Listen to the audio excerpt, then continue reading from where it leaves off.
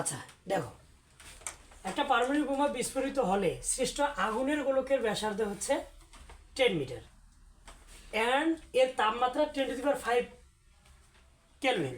তারপর কি হয়েছে, যদি গোলকটি রুদ্ধতাপ পদ্ধতিতে 100 মিটার ব্যাসার্ধের হয় তাহলে বুঝতে পারতো সেটা R1 এটা R2, মানে এটা ব্যাসার্ধ না, একটা গোলকের ব্যাসার্ধ, এটা R2, এটা R1, এটা R2। এই যে যখন এত মিটার ছিল ব্যাসার্ধটা, তার তাপমাত্রা ছিল এটা T1। আর ওরা বলছে যদি গোলকটি রুদ্ধতাপ পদ্ধতিতে 100 মিটার ব্যাসার্ধের হয় তবে সম্ভাব্য তাপমাত্রা কত হবে। তার মানে পরে T2টা চাচ্ছে, সলভ, কোনো কাজেই নেই। তো অত কথা না, ফিজিক্স অত কঠিনভাবে নেওয়া যায় না। এটা R1, এটা R2, এটা T1, এখন T2টা চাইছে। দেখো এত মিটার ব্যাসার্ধের হয় তবে সম্ভাব্য তাপমাত্রা কত। এখন এটা কি রুদ্ধতাপ প্রক্রিয়া না? তার রুদ্ধতাপ প্রক্রিয়া কি বিশ্বজাতে 5000 সূত্র আছে না? একটাই, সাধারণত এই একটা দিয়ে তো কাজগুলো করতেছি, তাই না? তাহলে গামা মাইনাস 1 ইকুয়াল কি লেখা যায়? T1 V1, T1 V1 না রে, T1 V1 gamma minus 1, T2 V2 gamma minus 1। এখন আমাদের তো ব্যাসার্ধ দেয়া আছে, আমি ইচ্ছা করলে ব্যাসার্ধ বের করতে পারবো, 4/3 পাই আর কিউব এরকম আছে না? তা তুমি বলো তো, অতগুলো যাওয়ার তো দরকার হয় না। শোনো না, ভি ইকুয়াল কি লেখা যায়? 4/3 পাই কি আর কিউব। তুমি বলো তো এই পুরো মানটা কনস্ট্যান্ট কিনা? তা পুরো মানটা কনস্ট্যান্ট হলে আমরা লিখতে পারি ভি, এটা কার সমানুপাতিক বলো তো? এই ভিটা আর কিউবের সমানুপাতিক। তাহলে ওইটা এখানে বসাই, তাহলে T1 এখানে লিখতে পারি R1, এখানে কিউব দিলাম, দেখো ভি এর জায়গায় কি লেখা যাচ্ছে? আর কিউব, তার উপর দিলাম গামা মাইনাস 1। এখন এখানে হচ্ছে T2, তারপর এখানে কি দেবো? R2, তার উপর কত দেবো? কিউব, এখানে কি দেবো? Gamma minus 1। হয়েছে কি? দেখো সবগুলোর মান আছে, শুধু এই T2টা বের করতে হবে। সলভ। দেখো T1 এর মান তুমি জানো না? T1 এর মান এটা না? লিখে দিতে হবে কি এগুলা? না, দেখো একটু সরল লাগছে, এটা ঠিক না। তো দেখো কি জানো কি, এটা 10⁵ কেলভিন। এই মানটা কত? 10। এটা তো আর সেন্টিমিটারও করেনি, সব মিটার। এই মানটা কত বলো? 100 মিটার। এই দেখো এই মানটা আমরা বের করবো, শেষ। আর গামার মান দেওয়া আছে 1.6। আশা করি বুঝতে পারতেছি এটা। আচ্ছা, এটাও বুয়েটের, তবে আগেরটার চেয়েও হয়তো আরও একটু বেশি ইজি। আগেরটা ইজি ছিল। দেখো এইখানে আমরা ফিজিক্স কি নিয়ে কথা বলো ফিজিক্সের আমাদের একটাই কাজ, আমার মানটা বের করতে হবে। এইটা বের করতে পারলে তাই না? এখন কোনো কিছু যখন হঠাৎ, আমরা কিন্তু কনসেপ্টটা কী করছিলাম যে স্লোলি যেটা হয় সমস্যা, আর যেটা দ্রুত হয় পড়ছি, কিন্তু দ্রুত বা হঠাৎ ফাটছে। দেখো তো ফেটে গেল না, একটি মোটর টায়ারকে পাম্প করা, এটা টায়ারটা ফেটে গেল না? ফেটে কি ধীরে ধীরে যায় না, দুম করে ফেটে যায়, ফেটে যায়। হ্যাঁ, তাহলে অবশ্যই সেটা রুদ্ধতাপীয়, যেটা স্লো হয় সেটা সমস্যা, সেটা হয় সেটা রুদ্ধতাপীয়, তাই তো? তাহলে এইটা বুঝতে পারতেছে এটা রুদ্ধতাপীয়, তা হলো।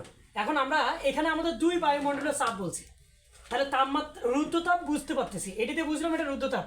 এখানে আবার চাপ দিছে, এখানে আবার তাপমাত্রা চাইছি। তাহলে আমরা কি জানি না যে তাপ আর চাপ, তাপমাত্রা এবং চাপের রুদ্ধতাপের সূত্র কি বলো? T1 বলো, P1, তারপর কি 1 মাইনাস গামা বাই গামা, আর T2 P2 1 minus gamma by gamma, তাই না? এখন গামার মানটা তো জানি। তাহলে এখন এই যে দেখো রে, এই যে তাপমাত্রাটা এটা কত? 15°C, এটা কেলভিন বানাইতে হবে। আর এই চাপটা কত? 2 অ্যাটম। দেখো তো দুই বায়ুমণ্ডলের চাপ না? তাহলে এটা কত অ্যাটম? 2 অ্যাটম। এটা আমরা 2 অ্যাটম বসাবো, ঠিক আছে কি? 2 অ্যাটম যদি বসাই, তারপর আর কি করবো দেখো, তারপর আমাদের কাজ কি? তারপর হচ্ছে এই যে T2 মানটা তো আমরা বের করবো, এটা নিয়ে তো আমাদের টেনশন নেই। এখন কথা হচ্ছে একটু ভাবো তো P2 মানটা কত? দেখো একটা টায়ার, শোনো, একটা বেলুনের ভিতরে বাতাস থাকে, একটা আলাদা একটা তার প্রেশার তো একটা থাকবেই। যখন সেটা ফেটে যাবে বেলুনটা, তখন তার বাতাসটা সেই বেলুনটা কোন চাপে গেল? এই পরিবেশের যে চাপ সেটাই। তাই একটা বায়ুমণ্ডলের একটা স্বাভাবিক চাপ কি, বায়ুমণ্ডলে 1 অ্যাটম ধরি না, তখন এখানে 1 অ্যাটম ধরতে হবে। আশা করি বুঝতে পারতেছেন। এইটার জন্যই ম্যাটটা বুয়েটে আসার যোগ্যতা অর্জন করছে। ম্যাটটা কিন্তু সব বুঝছে কি? আচ্ছা আচ্ছা, দেখো এগুলা বোর্ডের মতোই হয়তো করতে পারবো। এগুলা একটা কার্নো ইঞ্জিনের এইটা 80% নাকি, যখন ইহার তাপগ্রাহকের তাপমাত্রা, তার মানে এটা কি T2, তাপগ্রাহকের তাপমাত্রা 27°C, মানে কত রে? 300 কেলভিন না? আর সেটা পরে কি হবে, এখানে কি বলছে? উৎসের তাপমাত্রা কত বাড়াতে হবে যদি এই পার্সেন্ট, তাই এই পার্সেন্টের সূত্রটা আগে বসাই। তো আমরা সলভ, দেখো তো এটা ইকুয়াল আমরা লিখতে পারি 1 মাইনাস, কারণ এই যে না 1 মাইনাস T2 বাই এই যে T1। তা দেখো এই ম্যাথের এই যে এইটা দেওয়া আছে 80%, আর এখানে তাপ গ্রাহকের তাপমাত্রা, এই যে তাপ গ্রাহকের তাপমাত্রাটা কত, এই যে 300 কেলভিন, তাই তো?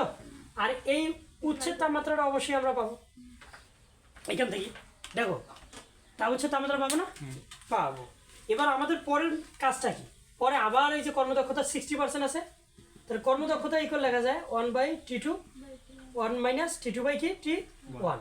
বলো উচ্ছের তাপমাত্রা আমাদের তাপ গ্রাহকের তাপমাত্রা কত দেওয়া আছে, হয়েছে কি? এখন দেখো এইখানে আমরা এটার তাপমাত্রা কত নেব, 300 কেলভিন। এটা তো আমাদের তাপ গ্রাহকের তাপমাত্রা 300 কেলভিন, তাই না?